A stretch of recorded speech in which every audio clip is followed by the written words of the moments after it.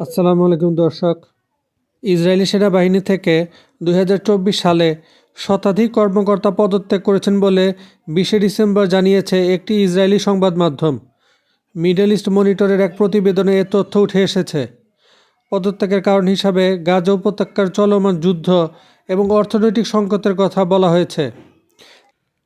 Lieutenant colonel পদের 500 কর্মকর্তা এই বছর তাদের চাকরি থেকে পদত্যাগ করেছেন বলে জানিয়েছে ইসরায়েল হায়ম নামের একটি সংবাদ মাধ্যম। প্রতিবেদনটিতে ব্যাপক পরিমাণে পদত্যাগের ঘটনাটিকে আতঙ্কজনক বলে বর্ণনা করা হয়েছে।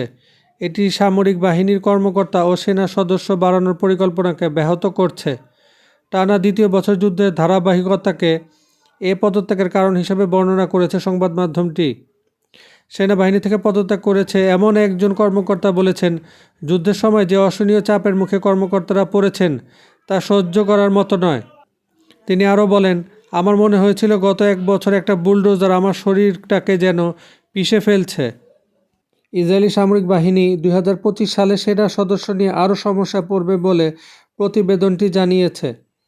সংবাদ মাধ্যমটি সতর্ক করে দিয়ে বলেছে, সামরিক বাহিনীর জনবল সংকটকে পুরো ইসরায়েল রাষ্ট্রের জন্য একটি কৌশলগত হুমকি হিসাবে বিবেচনা করা যেতে পারে। যদি সামরিক বাহিনীর দক্ষ ও স্থায়ী সেনা সদস্যরা চলে যায়, তাহলে তাদের পরবর্তীতে সন্তোষজনক বিকল্প পাওয়া যাবে না। ফলে কম অভিজ্ঞ সেনা সদস্য তাদের জায়গা নেবে। পরবর্তী প্রজন্মকে এটি সম্ভাব্য ক্ষতির দিকে নিয়ে যেতে পারে। সংবাদ মাধ্যমটি আরও বলেছে, সেনাবাহিনীর সাফল্য তার ট্যাঙ্ক অথবা বিমানের উপর নয়, বরং এদের চালকের উপর নির্ভর করে। হারজি হালেবি, ইসরায়েলি সেনাবাহিনী প্রধানও ফেব্রুয়ারিতে পদত্যাগ করবেন জানা গেছে। সাথে থাকার জন্য ধন্যবাদ দর্শক। আসসালামু আলাইকুম।